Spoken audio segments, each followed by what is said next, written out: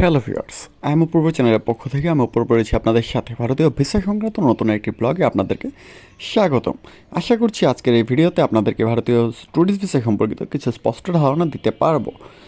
আপনারা জানেন যে গত 5ই আগস্টের পর থেকে ভারতীয় ট্যুরিস্ট ভিসা সম্পূর্ণরূপে বন্ধ রয়েছে এবং ভারতীয় ভিসাও অনেকবার বন্ধ হয়েছে এবং খুলেছে।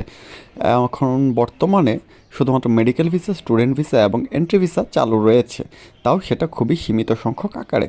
আমরা আশা করেছিলাম যে ফেব্রুয়ারি 15 তারিখের পর হয়তোবা মেডিকেল মেডিকেল ভিসাটা অনেকটাই স্মুথ হয়ে যাবে, কিন্তু মেডিকেল ভিসা আমাদের এক্সপেকটেশন অনুযায়ী ততটা স্মুথ এখন পর্যন্ত হয়নি।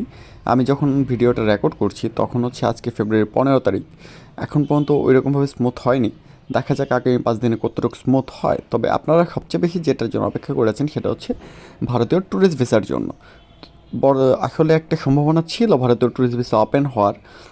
সেটা আমরা আশা করেছিলাম যে মার্চের 15 তারিখ থেকে হয়তো ভারতীয় ট্যুরিস্ট ভিসাটা ওপেন হয়ে যাবে বা ওপেন করে দিবে। কিন্তু গত কয়েকদিন আগে বাংলাদেশে ঘটে যাওয়া যেই ঘটনাটি ঘটলো, যে ধানমন্ডি 32 নম্বরের বাড়ি ভাঙা নিয়ে, সেই বাড়ি ভাঙা নিয়ে ঘটনাটি ঘটার পর কিন্তু বাংলাদেশে নিযুক্ত ভারতীয় হাইকমিশনারকে কিন্তু তলব করা হয়েছিল এবং তাকে জিজ্ঞেস করা হয়েছিল যে ভারতে বসে শেখ হাসিনা কেন বাংলা এই ধরনের মন্তব্য করছেন বা কেন রাজনৈতিক কর্মকাণ্ড চালাচ্ছেন। একইভাবে কিন্তু ভারতের নয়াদিল্লিতে বা নিযুক্ত বাংলাদেশের যে হাইকমিশনার আছে ওনাকেও তলব করা হয়েছে এবং ওনাকে তলব করে ক্লিয়ারলি বলা হয়েছে যে এই শেখ হাসিনা যে সকল কাজ করছেন সম্পূর্ণটা তার ব্যক্তিগত বিষয়, এখানে ভারতের কোনো কিছু হস্তক্ষেপ নেই, সেটা তিনি তার নিজের রেসপন্সিবিলিটি করছেন। তো এখন বিষয়টা যেটা হলো যে বাংলাদেশ কিছু একটা করলে ভারতে বাংলাদেশের হাইকমিশনারকে তলব করা হচ্ছে, আবার একইভাবে বাংলাদেশে ভারতের হাইকমিশনারকে তলব করা হচ্ছে। দ্যাট মিন্স সম্পর্ক তারা যতই ভালো রাখতে বলুক সম্পর্ক ততটা ভালো থাকছে না। আর যেহেতু সম্পর্ক ভালো না, সেই ক্ষেত্রে ভারত সরকার অবশ্যই ট্যুরিস্ট ভিসা চালু করবে না। আর এই জায়গা থেকে বলা যায় যে মার্চ মাসে তো ট্যুরিস্ট ভিসা চালু হচ্ছেই না, এবং ট্যুরিস্ট ভিসা যে কবে চালু হবে তারও কোনো 100% গ্যারেন্টি নেই।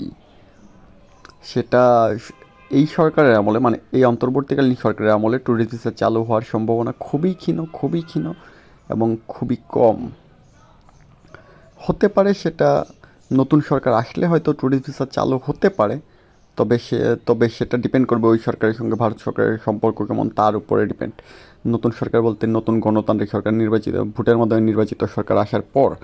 তো এর থেকে বলা যায় যে ট্যুরিস্ট ভিসা আপাতত খুলছে না, অন্যান্য ভিসা হয়তো বা কিছুটা সহজ হবে। তো এই ছিল ভারতীয় ট্যুরিস্ট ভিসা সম্পর্কিত আমার কাছে আপডেট। পরবর্তী আপডেট পেলে আমি অবশ্যই আপনাদেরকে জানিয়ে দেব। আর আরেকটা কথা বলি, সেটা হচ্ছে মেডিকেল ভিসা হয়তো বা কিছুটা সহজ হবে। তো এটা আসলে বোঝা যাবে আর 3-4টা দিন যাওয়ার পরই বোঝা যাবে। তো সে পর্যন্ত ভালো থাকুন, সুস্থ থাকুন, দেখা হচ্ছে নতুন ভিডিওতে। ধন্যবাদ।